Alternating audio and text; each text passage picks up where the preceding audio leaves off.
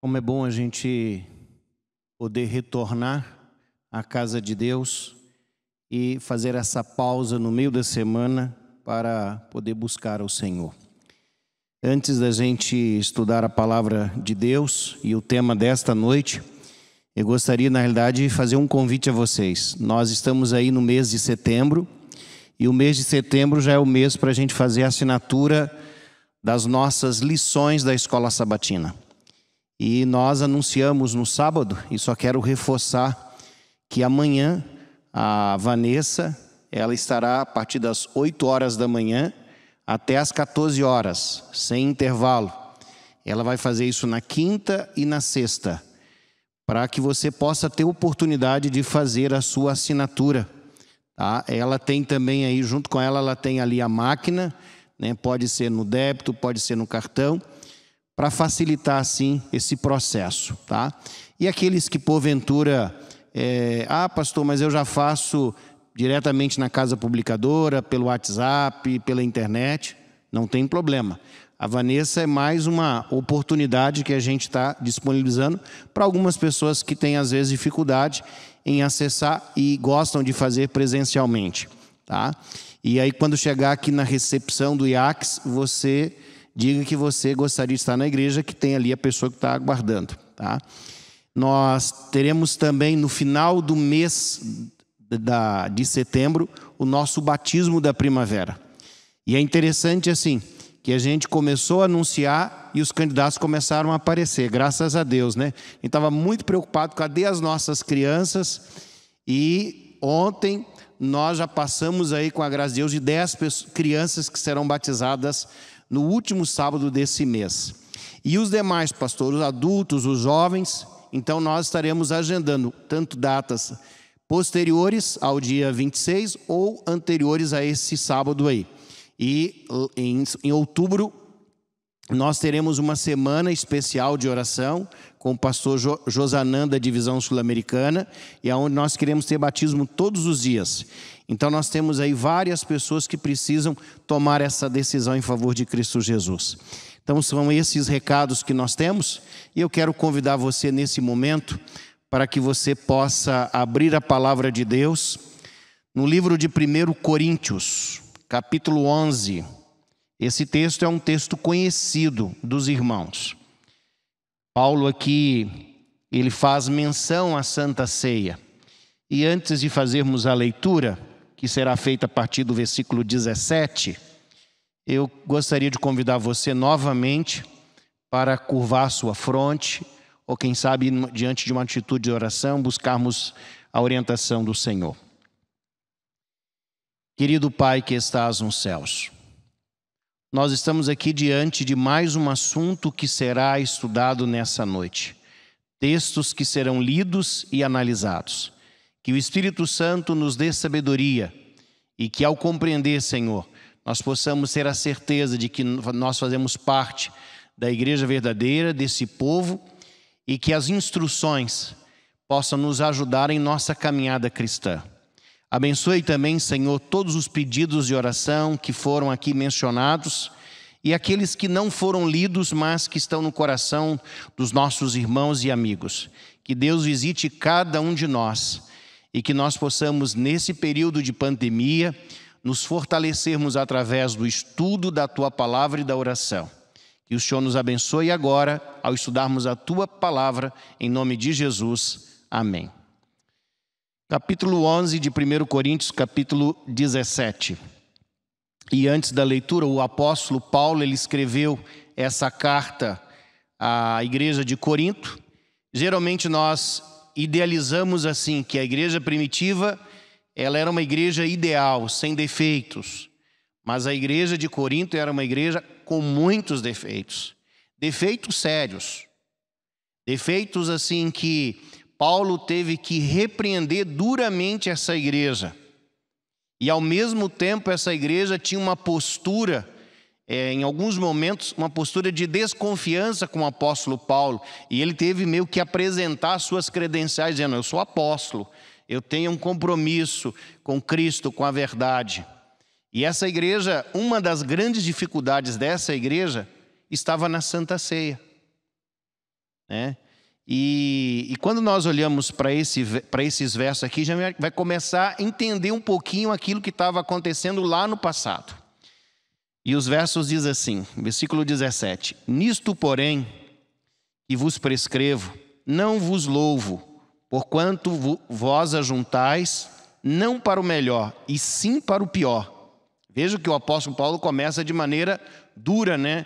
Olha, a reunião que vocês estão fazendo de Santa Ceia ou de ceia, não é para a honra e glória de Deus. Na realidade, vocês estão se reunindo e, em lugar de melhorar, está piorando as coisas de vocês.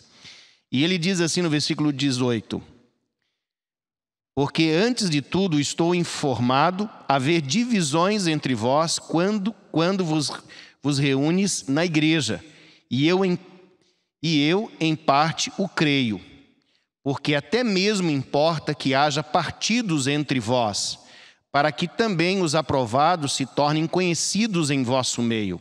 Versículo 20: Quando, pois, vos reúnes no mesmo lugar, não é a ceia do Senhor que comeis, porque ao comerdes, cada um toma antecipadamente a sua própria ceia, e há quem tenha fome, ao passo que há também quem se embriague. Não tendes porventura casas onde comer e beber? Ou menosprezais a igreja de Deus e envergonhais os que nada têm? Que vos direi? Louvar-vos-ei? Nisso certamente não vos louvo. Versículo 23. Essa é a parte mais conhecida, né? Porque eu recebi do Senhor o que também vos entreguei. Que o Senhor Jesus, na noite em que foi traído, tomou o pão. E tendo dado graças, o partiu e disse: Isto é o meu corpo, que é dado por vós. Fazei isto em memória de mim. Por semelhante modo, depois de haver ceado, tomou também um cálice, dizendo: Esse cálice é a nova aliança no meu sangue. Fazei isso todas as vezes que o beberdes em memória de mim.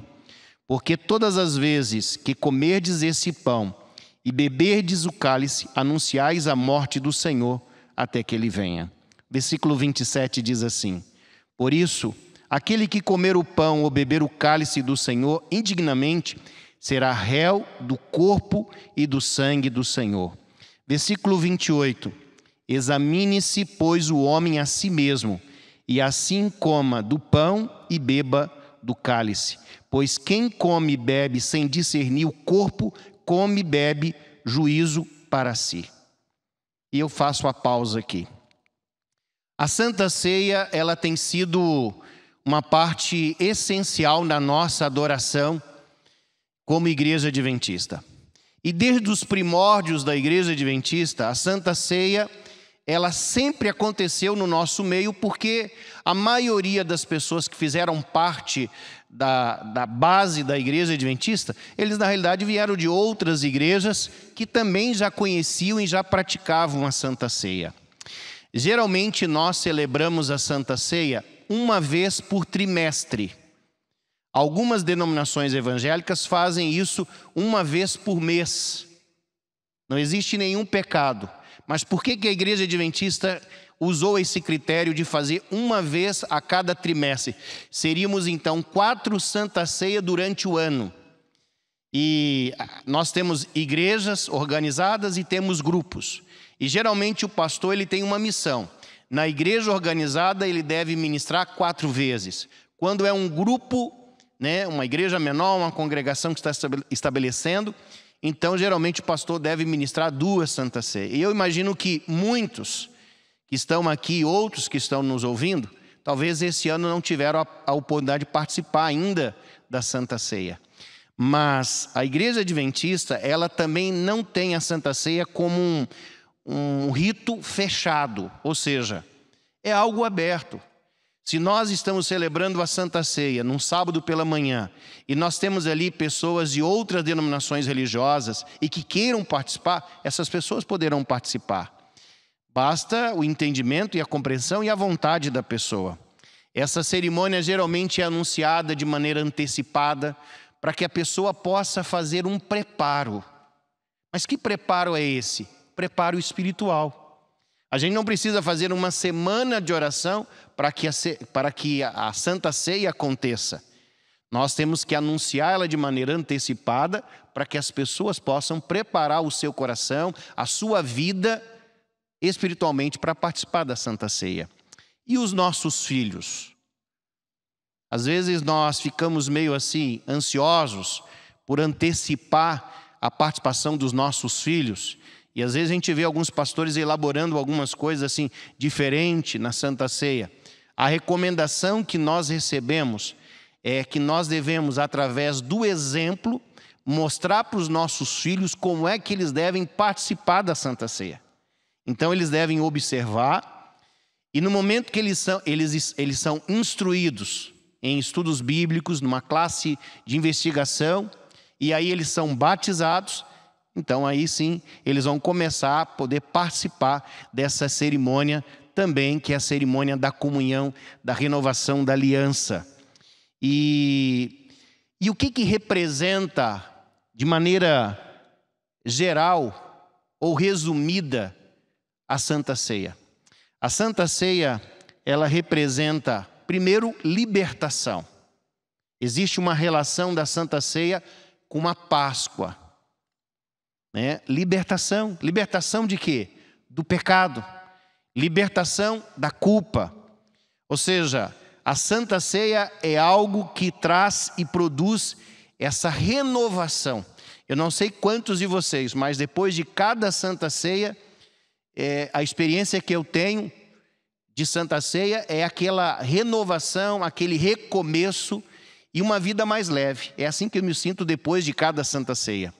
Mas ao mesmo tempo a Santa Ceia, ela representa também comunhão coletiva. Ou seja, não dá para a gente fazer Santa Ceia individual, entendeu? Eu pegar o meu kit, levar para casa e de repente eu vou fazer individualmente lá. A Santa Ceia, ela precisa desse ambiente da igreja, dessa comunidade, desse coletivo, né? Porque esse coletivo, ele também nos direciona para o terceiro objetivo da Santa Ceia, que é o advento de Jesus Cristo. E aí alguns estudiosos dizem assim, que a Santa Ceia é algo que está no passado, porque nos lembra a libertação que o Cristo fez, é algo que está no presente, porque traz a restauração, mas é algo também que nos aponta em direção ao futuro, para a volta de Jesus. E existe muita coisa que nós poderíamos falar nessa noite a respeito da Santa Ceia. Existem muitos erros, dificuldades na compreensão da Santa Ceia. E é um assunto que, apesar de nós termos aí 4 Santas Ceias por ano, geralmente nós não temos a instrução, uma orientação a respeito da Santa Ceia. E eu não tenho como aqui explorar todos os detalhes e, quem sabe, corrigir outras coisas. Mas eu quero explorar 2 expressões que estão no texto bíblico. E a primeira delas está assim: examine-se a si mesmo. Essa expressão aparece no texto bíblico. Quando você lê essa declaração, examine-se a si mesmo, é como se a gente dissesse assim: verifique-se. Olha, vê se tem alguma coisa que esteja desabonando você, ou desclassificando você, algum pecado que você esteja acariciando no seu coração, algo que você não confessou. É como se você tivesse que fazer um balanço da sua vida. A gente geralmente entende isso. E a gente procura, nesse balanço, encontrar o quê? Virtude. Será que eu posso participar da Santa Ceia no próximo sábado? Será que eu estou em condições de fazer isso?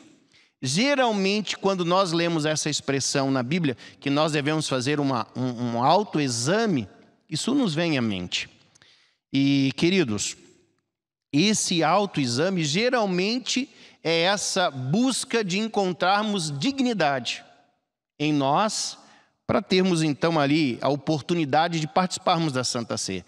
Eu já vi, e também já disse assim algumas vezes, às vezes a gente, diante de uma Santa Ceia, a gente está com a consciência culpada, né, de ter feito algo errado, ou quem sabe ter brigado com alguém e ainda não ter feito ali as pazes. Então, geralmente a gente diz assim: eu não estou em condições de participar da Santa Ceia, né? Ou se não, a gente diz assim: eu tenho um relacionamento que está em conflito, então nesse sábado eu não posso tomar a Santa Ceia. E existem pessoas que, quando a Santa Ceia está acontecendo na igreja, e a gente percebe isso claramente, nós que estamos na frente, que quando a gente faz o sermão e a gente faz aquela divisão então para o lava-pés, o número que sobra depois é menor, né? Muitos aproveitam o intervalo, entre aspas, assim, do lava-pés e vão embora. Ou seja, são pessoas que naquele momento eles estão dizendo assim, ou assumindo, dizendo: eu não estou em dia para participar da Santa Ceia. Eles fizeram um autoexame e detectaram que não daria. Mas quando nós olhamos na palavra de Deus, o que acontece quando você está na presença de Deus? Queridos, basta a gente lembrar de Isaías, né? Ele é visitado pelo Senhor, e lá no capítulo 6 do livro de Isaías, descreve e diz claramente que Isaías se considerava como um homem de lábios o quê? Impuros. Ou seja, diante de Deus, Isaías, ele sente a presença do Senhor e ele se sente o quê? Indigno. Nós temos a história de Pedro. Pedro estava diante de Jesus naquela pesca maravilhosa e ele cai diante de Jesus, diante do milagre, e ele reconhece o quê? Que ele é um grande pecador, indigno.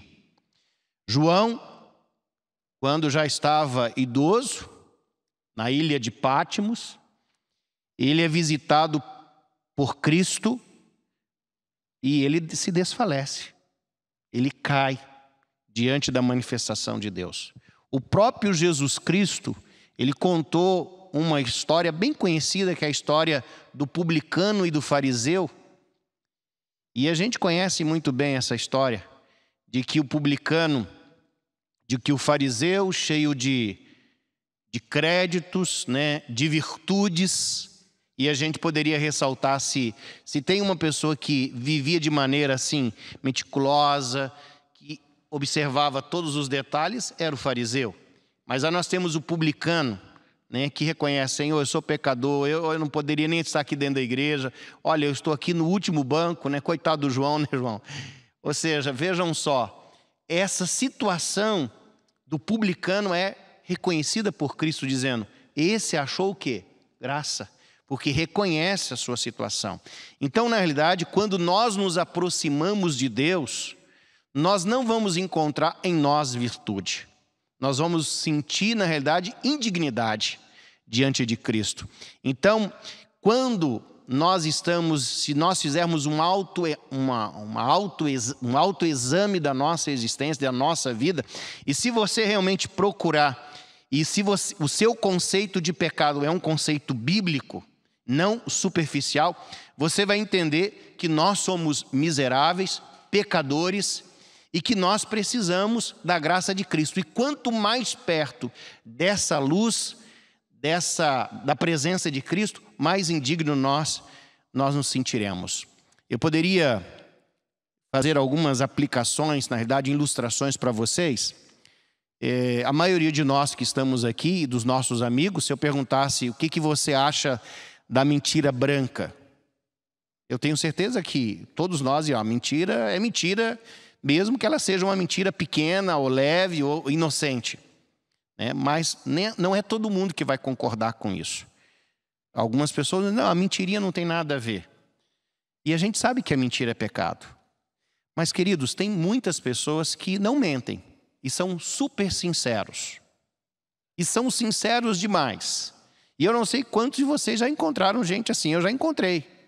E na igreja tem um bocado, entendeu? Daqueles que sempre dizem a verdade e estão dizendo assim: nós somos autênticos. Só que nesse de ser autêntico e dizer a verdade, saem ferindo todo mundo, né? Mas não mentem, não contam mentira, mas também fere. Ou seja, qual é o conceito que nós temos de pecado? Por exemplo, eu poderia dizer que, e posso afirmar, e todos vocês vão concordar, que o amor à riqueza é pecado. Mas o que falar do indivíduo que não tem cuidado ou é desleixado com a sua situação financeira? Também não é pecado? Entendeu? Ou seja, ele não cuida. O que falar, por exemplo, das pessoas que geralmente machucam o nosso coração, produzindo mágoas, e a mágoa é um obstáculo para a gente participar da Santa Ceia. Às vezes uma pessoa te feriu, te machucou, e é difícil de relacionamento, mas eu já encontrei também pessoas que são muito boas de relacionamento, mas são tão boas de relacionamento que são incapazes de pronunciar uma advertência diante do erro. Então, às vezes, está acontecendo uma agressão dentro de casa e a pessoa simplesmente não fala nada. Não toma uma decisão, não ajuda, não orienta. E às vezes nós olhamos assim, é errado aquela pessoa que produz um conflito maior, os mais temperamentais assim, mas também, e aquele que é passivo demais, é tão passivo que as coisas acontecem na frente dele, do lado dele, e ele não toma nenhuma posição. Queridos, qual é o conceito que nós temos de pecado? Se nós estamos procurando virtudes em nós, será que nós vamos encontrar virtudes? Olha, eu estive pensando assim, quantas vezes eu já estive assim na Santa Ceia, de repente estava sentado aí no banco, quem sabe até na frente ali ministrando, e daqui a pouco você está olhando assim, mas como é que aquele camarada tem coragem de participar da Santa Ceia? Mas olha que cara de pau. A gente está diante de uma Santa Ceia e a gente está olhando para o lado e a gente está julgando a pessoa, dizendo, esse aí não pode, não deveria estar aí. Queridos, nós na realidade vivemos assim. Esse examine-se, esse autoexame que a Bíblia nos convida, queridos, é uma necessidade que a gente tem de confrontar o nosso pecado. É uma necessidade que nós temos de reconhecer e dizer assim, Senhor, eu falhei aqui, Senhor, eu errei aqui, e eu preciso o quê? Do perdão. Diante de uma Santa Ceia, queridos, o que nós precisamos fazer assim, não é dizer, eu tenho virtudes para participar, não, nenhum de nós temos virtude. Mas diante da Santa Ceia, eu vou confessar esse pecado, eu vou reconhecer esse pecado e vou abraçar esse Deus maravilhoso e essa possibilidade de renovação. A Santa Ceia não é o momento da gente fugir da igreja, é o momento da gente buscar a Deus e dizer, Senhor, eu preciso renovar a aliança com Deus, eu preciso lá abraçar o meu irmão, eu preciso romper com essa dificuldade, vencer. Ou seja, queridos, examine-se, ela tem essa busca do perdão, esse reconhecimento. Não é a dignidade humana que sustenta a comunhão e a Santa Ceia, mas é o amor e a misericórdia de Deus, que são os elementos que faz com que a Santa Ceia, a mesa da comunhão, ela seja algo possível para nós. Por isso a Santa Ceia é um momento de contrição, é um momento de confissão, é um momento de redenção e de celebração. Mas existe uma outra expressão que aparece também no texto bíblico aqui, que fala o seguinte, do corpo do Senhor, do corpo de Cristo, que nós não devemos comer isso, participar de maneira indigna do corpo de Cristo. Mas, queridos, o que é o corpo de Cristo? O corpo de Cristo é o corpo de Cristo, fisicamente. Mas o que mais poderia ser também o corpo de Cristo? Nós somos o corpo de Cristo. O irmão Elmer colocou isso para nós. Nós somos igreja, o corpo de Cristo. Nós conhecemos muito bem esse texto da palavra de Deus. E se você observar, na introdução da nossa leitura, vocês perceberam que havia na igreja de Corinto uma dificuldade muito séria. É que antes da Santa Ceia havia a ceia, um lanche, um almoço bem preparado com um banquete. Isso acontecia no momento em que a Santa Ceia seria celebrada. Ou seja, antes da Santa Ceia havia a ceia. A Santa Ceia daquela época era celebrada possivelmente na casa de várias pessoas e geralmente na casa das pessoas que tinham mais condições financeiras, que eram as casas mais amplas. Essa prática se perdeu com o tempo, mas era uma festa, chamada festa ágape, festa do amor. Mas o que estava acontecendo na igreja de Corinto? Uma coisa que acontece também hoje. Ou seja, os irmãos que tinham recurso formavam uma mesa e ali cada um colocava o seu alimento. E eles comiam e chegavam a ficar embriagados. E aí o embriagados pode ser bêbado, mas no sentido aqui é de estar farto, de comer demais, de não aguentar, de tanto que comiam. Mas ao mesmo tempo que havia essa mesa com muita fartura, havia uma outra ou diversas outras mesas, onde as pessoas com menos recurso, elas ou não tinham alimento para trazer, ou traziam com uma quantidade muito pequena, então todo mundo ficava olhando. A mesa dos ricos tinha fartura e a mesa dos pobres tinha dificuldade. E logo depois desse encontro, entre aspas, que acontecia, que para alguns era maravilhoso e para outros era uma tragédia, eles se reuniam para tomar o quê? E para comer a Santa Ceia. Vocês conseguem entender que não existe lógica eu participar da Santa Ceia sem olhar para o corpo de Cristo, que é o meu irmão, a minha irmã, essa comunidade? Então a Santa Ceia, ela tem essa vertente que eu poderia dizer assim, não tem como a gente ter Santa Ceia sem o coletivo, sem olhar para o outro. Porque a Santa Ceia, eu devo me aproximar de Cristo e olhar para Cristo, mas eu também devo olhar para quem? Para o outro. E as desigualdades, as diferenças, elas precisam ser eliminadas. Então, quando nós olhamos para essa estrutura, a gente começa a entender que a Santa Ceia não pode ser um ato individual.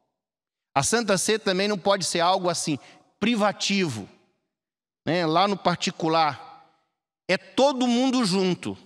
E não pode ser todo mundo junto, né? Estamos aqui na igreja e cada um pensando na sua própria dificuldade ou no seu próprio problema.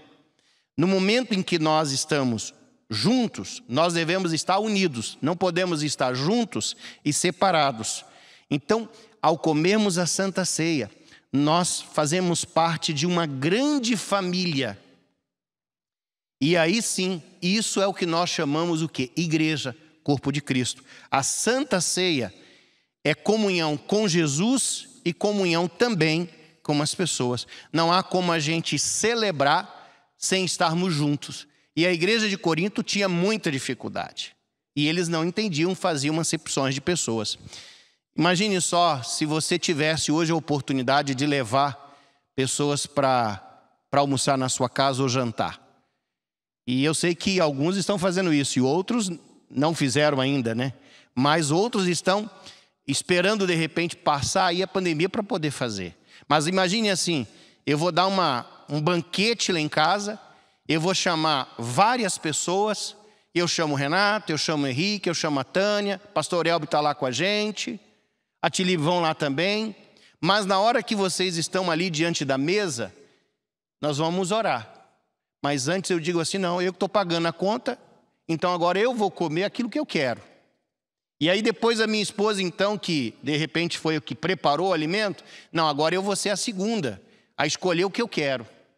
E daqui a pouco vem os meus filhos, e daqui a pouco a gente, já que nós escolhemos, já que nós comemos bastante, agora vocês podem pegar. Não existe mesa assim. Na realidade, quando nós sentamos diante de uma mesa, queridos, todos nós somos o quê? Iguais. Independente se foi você que comprou, independente se foi você que preparou, qual é o prazer de você estar sentado numa mesa? É você olhar para a pessoa e criar o quê? Laços de relacionamento. Olhar para outra pessoa e saber assim, você é meu irmão, você é meu amigo e nós estamos juntos para formar o quê? Uma aliança. A Santa Ceia, queridos, é uma aliança que nós firmamos com Cristo, mas é uma aliança também que eu firmo com quem? Com o meu irmão, com a pessoa que está ao meu lado. A Santa Ceia é uma oportunidade da gente olhar para o outro e dizer: nós vivemos em uma grande comunidade em Cristo Jesus. Sabe, nós temos como igreja adventista, além da Santa Ceia, nós temos a cerimônia do lava-pés. E a cerimônia do lava-pés, ela é muito importante. Muito importante. Boa parte do mundo evangélico não tem mais esse rito dentro da sua estrutura. Mas a igreja adventista tem. E com base bíblica. Porque o lava-pés não é só a cerimônia da humildade. Onde, vamos participar porque assim eu vou lavar o pé do meu irmão, da minha irmã, e é um ato de humildade. Porque se fosse só um ato de humildade, ele perderia o significado. Mas o lava-pés é uma exaltação e ele aponta para a cruz de Cristo. Porque Cristo se fez homem, Cristo se fez servo, Cristo morreu e Cristo morreu a morte de maldição. Ele desceu. No momento em que nós participamos da cerimônia do lava-pés, nós estamos reconhecendo que nós somos pecadores, que nós precisamos perdoar o outro, mas é nesse momento que você está diante do lava-pés, é que você confessa o teu pecado, é que você se aproxima de Deus, é que você firma a sua aliança. Irmãos, quando você termina de participar da cerimônia da humildade, vamos dizer assim, do lava-pés, você não se aproxima da mesa da Santa Ceia, dizendo assim: será que eu ainda tenho algum pecado para confessar? Não. Você se aproxima da mesa da Santa Ceia como celebração. Não mais como um ato de autoexame para verificar. Nós utilizamos a cerimônia do lava-pés para isso. Por isso a cerimônia do lava-pés, ela com o tempo, ela pode às vezes, se a gente não cuidar, perder realmente o verdadeiro significado. Sabe por quê? Me perdoe de repente a correção, mas o pastor Elvio, que é antigo também, né, pastor? Você lembra, pastor, como que era feito a divisão do lava-pés? Homem e mulheres. Era isso aí. Mas aí, depois de um tempo, alguém foi e fez um encontro de família. E aí, então, naquele encontro, vamos permitir que os casais agora participem juntos. E aí, uma igreja copiou, outra copiou. Irmãos, posso lavar o pé da minha esposa? Posso. Mas isso não pode ser uma prática assim, que toda a cerimônia do lava-pés, eu vou lavar os pés da minha esposa. Porque senão a cerimônia do lava-pés, ela perde seu objetivo. A proposta, na realidade, é o quê? Comunidade, comunhão, o todo. Ou seja, em algum momento a igreja pode proporcionar isso. E essa cerimônia da humildade, nós precisamos estudar um pouquinho mais, dizer assim, para entender qual é o papel dessa cerimônia. A Santa Ceia é tão importante que quando nós pastores levamos a Santa Ceia para alguém que está enfermo e só tem a pessoa ali, a pessoa participa. Mas para não deixar a pessoa sozinha, o pastor também participa. Porque ela tem um significado que de comunhão. Então, quando você estiver diante da Santa Ceia, queridos, olhe para o lado. Olhe para o teu irmão e veja o teu irmão como teu irmão. Olhe para o lado e veja o seguinte: quem é que está faltando aqui? Eu preciso ir lá buscar essa pessoa. Eu preciso, de repente, levar a Santa Ceia para essa pessoa. Pedir um ancião, pedir um pastor. Irmãos, a Santa Ceia é uma aproximação com Cristo, mas também é esse relacionamento que nós devemos ter com o próximo. E eu tenho certeza de que Deus vai nos abençoar nessa noite e que tudo aquilo que nós colocamos aqui para vocês, que nós possamos colocar em prática. Mas eu desafio a vocês a estudarem mais sobre esse assunto, porque é um assunto pouco comentado, pouco nós estudamos, mas é de muita importância a gente entender o que é realmente a Santa Ceia e o que é a cerimônia do lava-pés. Que Deus nos abençoe e que nós possamos ter a certeza da graça de Cristo Jesus, que nos proporciona a oportunidade de participarmos dessa mesa abençoada que renova a aliança com Cristo Jesus. Eu quero nesse momento, então, convidar aqui o irmão Elmer, e nós iremos louvar o nome de Deus para concluir a nossa mensagem.